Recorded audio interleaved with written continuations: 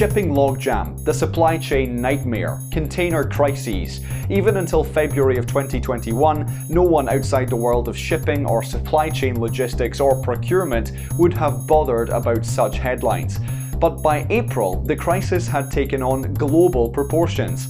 Amazon, Apple, among literally every large company in the world, continue to incur billions of dollars of loss in revenue. This could either be due to an inability to meet demand or suspended manufacturing, or the uphill task of trying to fulfill existing orders. The world of goods today is in an idiosyncratic loop of booming demand and dwindling supply, high profits and rising expenses.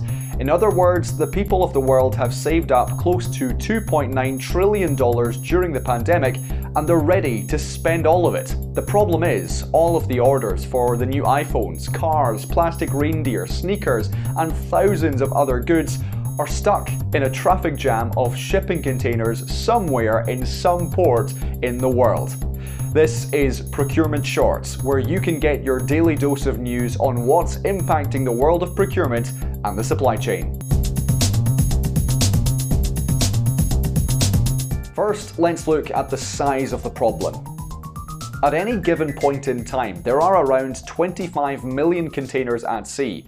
Due to a series of unfortunate events, most of these containers are now stuck in and around ports across the world in a logistical logjam that spans the globe.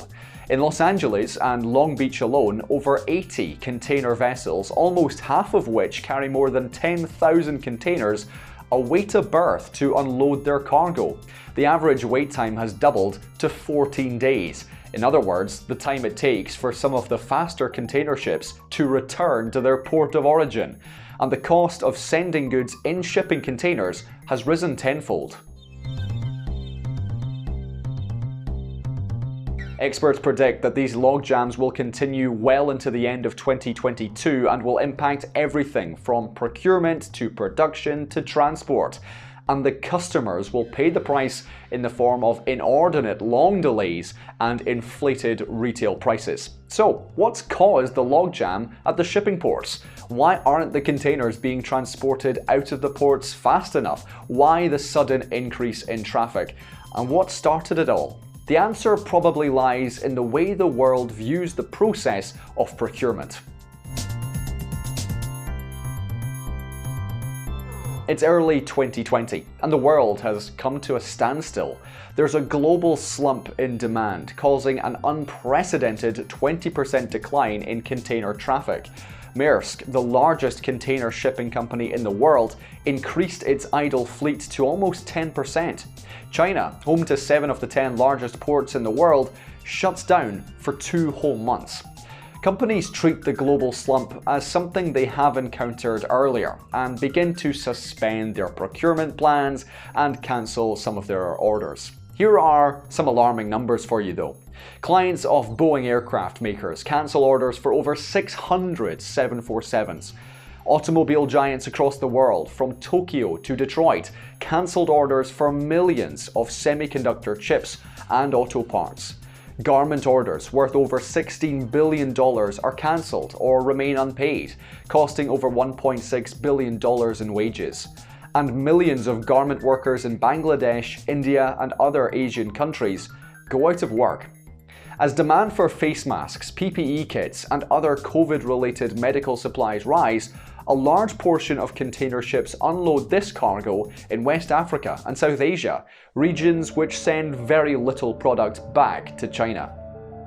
A few months into the pandemic, demand surges for laptops, routers, and consumer electronics, home gym equipment, gardening, upholstery, and hundreds of other goods, much to the surprise of manufacturers and producers.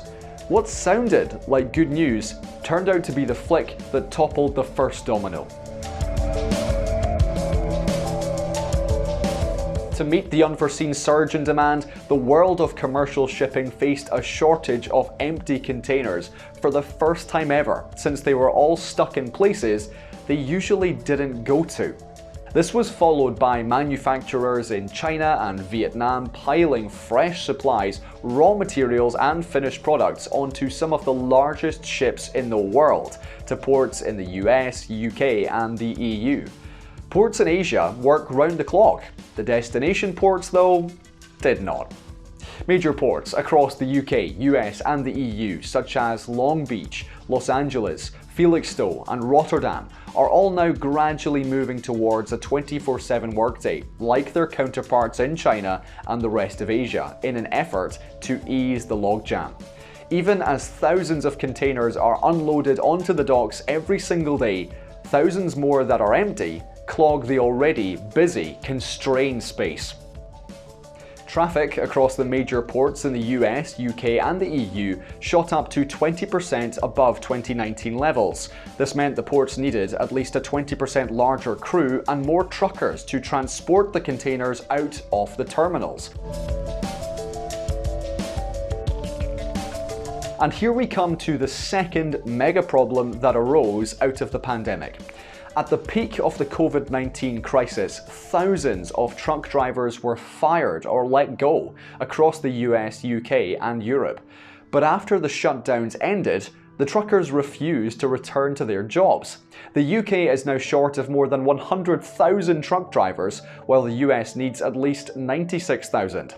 As both nations struggle to fill the gap through volunteers, temp drivers, bonuses and incentives, the logjam persists.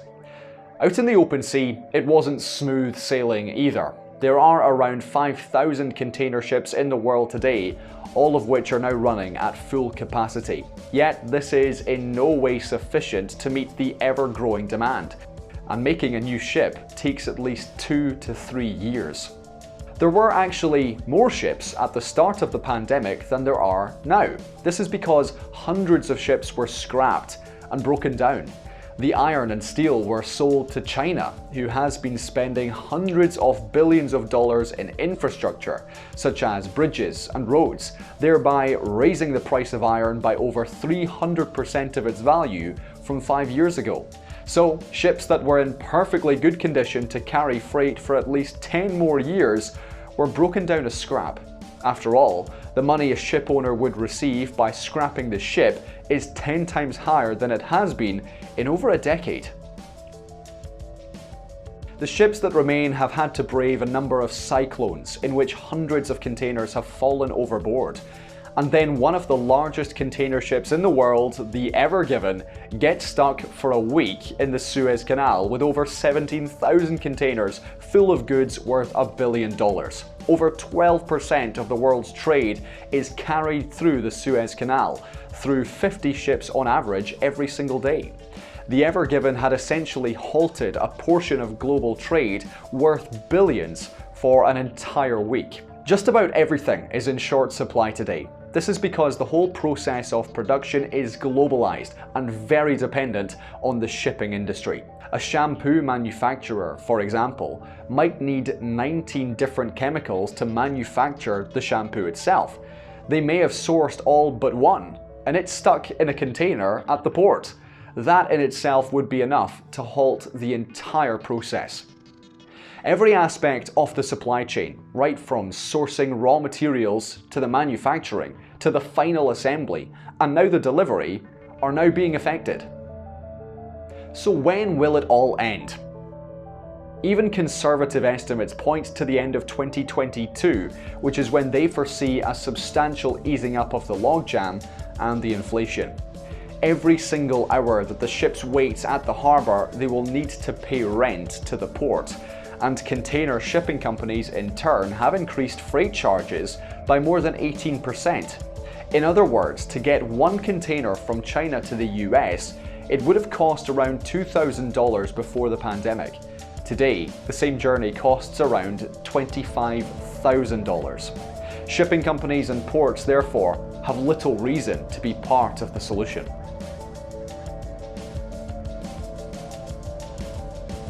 The learning here is that companies across the world were ill-equipped to plan for conditions that are in such flux, especially at the procurement stage. A number of reports have blamed the just-in-time strategy that has been adopted the world over for being flimsy in the face of a crisis. But Manmohan Sodhi, professor in operations and supply chain management at the Bayes Business School at the University of London, says this strategy was meant to deal with and handle disruptions and variations within the system, and not from outside. In an interview with Sakti Prasad, content director at Barrow, Professor Manmohan reiterates that while mass production is closely linked to just-in-time strategy, it's time we look to other solutions and disruptions that originate outside of the system. In an interview to Cision PR Newswire, Valakumar Krishnan, Vice President at Barrow, speaks on the importance of having an effective category management strategy. Organisations who want to improve and realign their procurement models, critical in driving profitability, must prioritise this. This involves investment in fitting enablers that support the creation and implementation of an effective strategy. But it is a challenge worth pursuing to achieve desired growth and to insulate oneself from the changing tides. Well, that's all the time we have for this week. Don't forget to catch the podcast on